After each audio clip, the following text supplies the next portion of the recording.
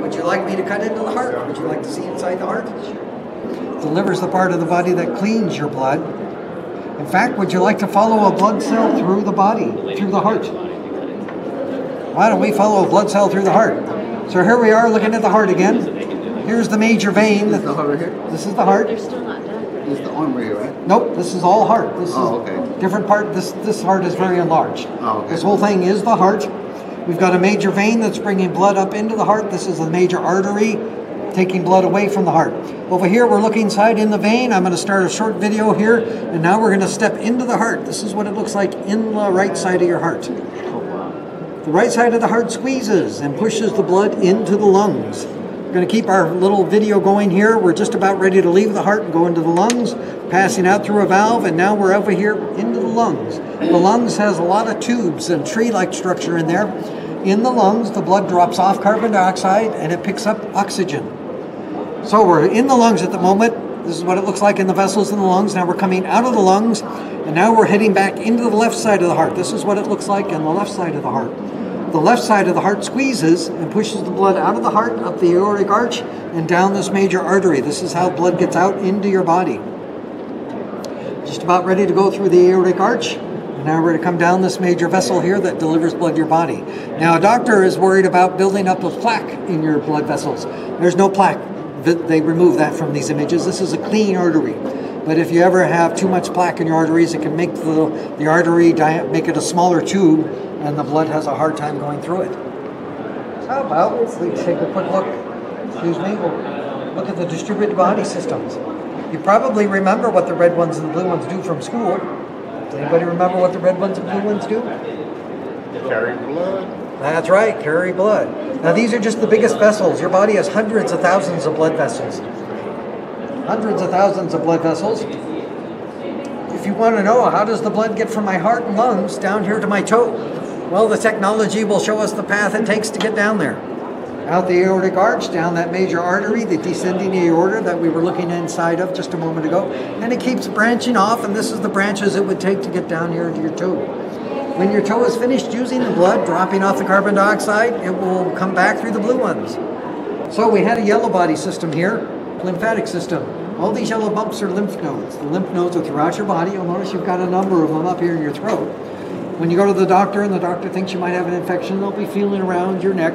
They're feeling for swollen lymph nodes, swollen glands. The lymphatic system works with the spleen. That's why the spleen is present in this image.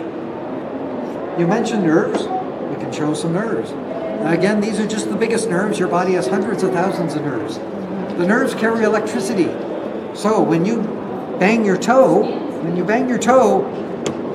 your toe sends a really quick little speedy piece of electricity up here to your brain. When that little electricity gets up here to your brain says, ow, I banged my toe. That's how you know you banged your toe. So, would anybody like me to get into the brain? Yeah. It's a great way to demonstrate the technology. Now, I don't have a medical background, but I do know a little bit about some of the parts of the brain. If you don't mind, I'll ask a couple of questions real quick as I get in there. Nice. Did anybody have a birthday in the last 12 months? Yeah.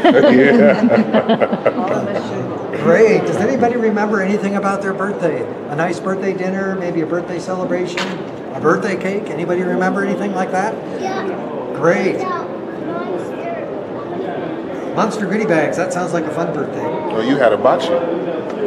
So the last thing I'll ask, I promise, does anybody remember what they had for dinner 6 days after their birthday? So I ask these questions because there's a part of the brain called the hippocampus. The hippocampus is the part of the brain that helps determine which memories are going to be stored more strongly, like birthday memories, and which memories you're not going to keep as long, like dinner 6 days after your birthday. I'm going to get into the hippocampus. It's shaped like two halves of a horseshoe. And it's a great way to show how the technology can be used to study anatomy, in this case, brain anatomy. As I go, I'll talk about a couple parts of the brain. The front of the brain, the frontal lobe, among other things, this part of the brain does a lot of activity when you're concentrating on something. When you're reading a book, studying directions on a map, solving math problems. Do you ever have to solve a math problem? Not yet? Okay, well, you will one day. Math problems, those are the types of things that happen in the front of the brain. The sides of your brain, the parietal lobe and the temporal lobe, among other things, they control muscles. Also, the parietal lobe, which I just pulled out, I'm going to pull out the right side here. Each parietal lobe helps interpret what your ears are hearing. And the temporal lobe. Now, you notice these big nerves that come off the eyes. The eyes send a lot of information into the brain. Most of that information ends up here in the back of the brain, the occipital lobe. This is the part of the brain that interprets what your eyes are seeing. Now we're down to the insides of the brain. I regret I don't know what most of these things do, but I do know about the hippocampus. And I'm going to have to pull some of these things out of the way, so it makes it easier to see the hippocampus. So I'm going to pull out a ventricle. This is a ventricle. Your brain has ventricles. Ventricles are spaces in the brain that store brain fluid.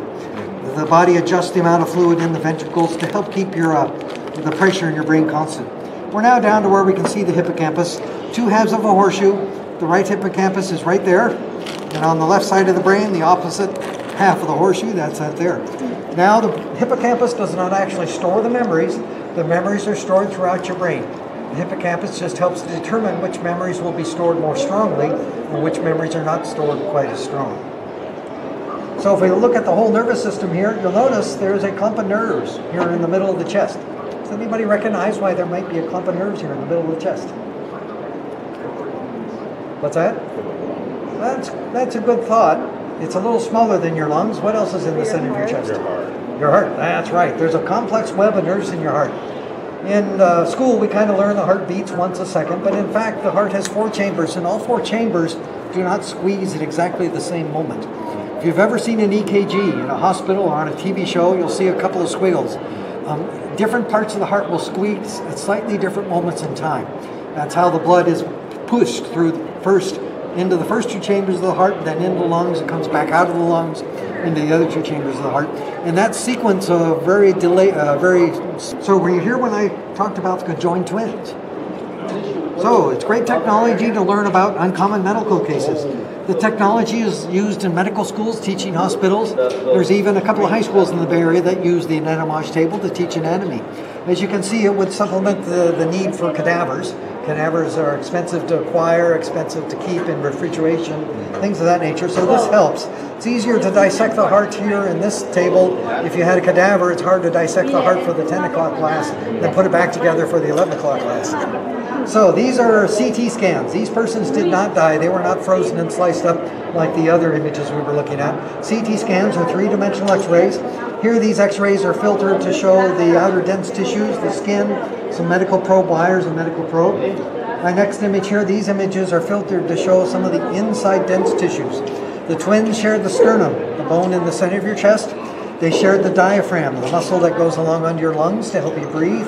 They had a single liver they were sharing a liver. This twin had a better developed digestive tract. The digestive tract of this twin was discharging into the digestive tract of this twin. This is the twin that had all the poopy diapers. Our next image is filtered to show some of the softer tissues we can see inside the lungs, for example. We can also see how this digestive tract was better developed. My last image here is kind of composite. You can also see they shared a lot of blood vessels back and forth across the abdomen. At 2.5 years of age, they went through a full day of surgery. It took 20 surgeons, 20 more support staff working in teams over the day. The surgeons split the sternum, they split the diaphragm, they split the liver. Each twin got half the liver. The liver is an organ that will fuel itself. And the surgeons cleaned up the digestive tract. After the surgery, the twins survived and lived separate lives. Wow. But it's a great way to learn about medical cases that are uncommon. They are called ligaments. Ligaments connect at one end of bone at one end and at a bone at the other end. So all these ligaments that we see here, they're holding the hip bone, the femur, up against the pelvis. This is the, whoops, sorry, didn't mean to take it out. Let's put it back. So this is the femur, and you're familiar with the ball joint probably. I'm going to remove these ligaments so we can see the femur. And another, oops, I pulled out the femur. I didn't want to pull out the femur. I was trying to get rid of that gland there. And another protective tissue. Actually, let me put that one back in. But you'll see these white discs here. These are squishy tissues. They help cushion the pressure of the femur on the hip joint. So the top end of the femur is like a ball. If I pull out the pelvis, we can see the top end of the ball here. And as people get older, sometimes those bones start pushing against each other so much that the bone becomes no longer smooth. The bone will become rough in nature. And when that bone becomes rough, that can cause pain in the hip. The same thing can happen in the knee. There's another ball joint down at the knee. Oh. This is the liver. It's the part of your body that cleans the blood. What is that? This is the stomach. Oh, the stomach. And what is that? The duodenum? So, all of yes, the duodenum is under the stomach. Right here, this is the part of the large intestines, the ascending colon, transverse colon. The duodenum, if you're curious, I'll point it out. Let me get the intestinal tract out of the way here. So, right here we got the duodenum. This is the part the stomach discharges into the duodenum, and the food comes out of the duodenum into the small intestines, which I happen to have removed. Can I see the spleen? Yes, the spleen is right here. Oh, the spleen right there. It's to the left side here, on your left side. What is that? And those are the kidneys. Oh, that's kidney. Let me put everything back together here. We'll tip it over. Nope, it's just under the back of your rib cage. No, the kidneys are here. The kidneys clean your blood. Exactly. And the excess liquid in your blood and the other minerals and chemicals that the kidneys put out of your blood, they come down to your bladder. Well, let me get rid of it. This is the female bladder right here. This is the bladder. And you'll see these thin tubes. These are the tubes that carry the urine out of the kidneys down into the bladder. And you'll notice these tubes are very thin. Yes. If your kidney ever creates kidney stones, a buildup of minerals, the kidney stones might get caught in these tubes. And when the kidney stones get caught in the tubes here, or the tube in your urethra, that can cause pain and difficulty urinating. Okay. I would probably want to go here to the distributed body systems. There's the spleen back here.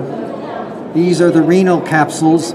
These are these structures right here. These are the insides of the kidney. The renal structure there. Oh, the renal. So there's a lot of blood that gets into the kidneys. This thing, he died of pneumonia, and he had some other things like his black in his lungs and stuff, but his heart was okay. Is lung disease. Well, they think he was a smoker, although they don't have a definite record about that. But. Oh, this is a real person. Oh yeah, he's a Korean male. Oh, really? I think he was 27 years old.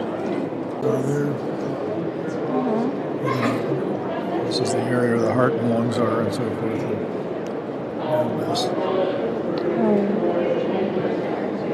Wow. That's awesome. Is it fat? Yeah, the mammary gland, the breast. Oh, the breast. I think mammary glands are mostly fat. There's a muscle underneath them, right? Yeah. So the red is the arteries, the blue is the veins, and the white are the lymph node. And lymph. Or not nodes, but the lymph structure. And if you want to, so there's the yellow there, that's the lymph fluid. Oh, okay. So with this one, if you touch it,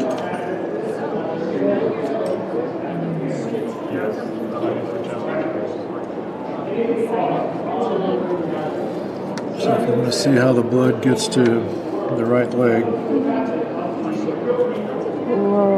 if that's a vein, the blood is going back to the heart. Right. And then if you do an artery down here, oh, you can see the blood going out to the feet. So delicate body. Yeah, it's coming out of it. They did this by, when the person died, with permission, they did a whole bunch of slices. Oh. And that's why. She was 26, pneumonia, so it was lung disease.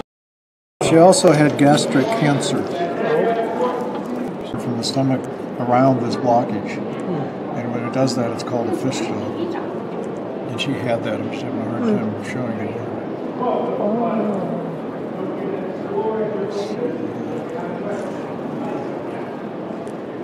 Oh, there's the GI fistula. Yeah.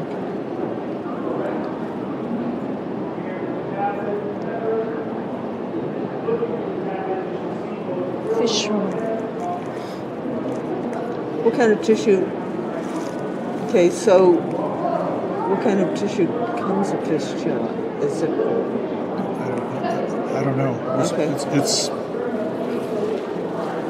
mean, I know that blood vessels can grow to a place where you need more, right. but I didn't know that digestive stuff could do that. Yeah, I mean, it's pretty unusual, but it happened in this case. So. There are, you get fistulas other places, like I think in the brain or whatever, but that's probably the most common place. Oh, really? Wow. I mean, you always think of humans, we don't lose an arm and grow it back, right? No, but not that many animals do. Pardon? Not that many animals do. That's true, but especially yeah. higher animals. But Corpus luteum. Yep. what is that? Corpus luteum is in the ovary when an egg's developing. After the egg's released, then the capsule around the egg becomes yellow and starts producing hormones. If the egg becomes fertilized, that corpus luteum continues to grow. It suppresses ovulation in the other ovary, and it continues to produce hormones. So it's yellow body tissue, but it's part of the ovary. So I'm a biologist, and I've dissected other animals, but I've never really seen it in humans.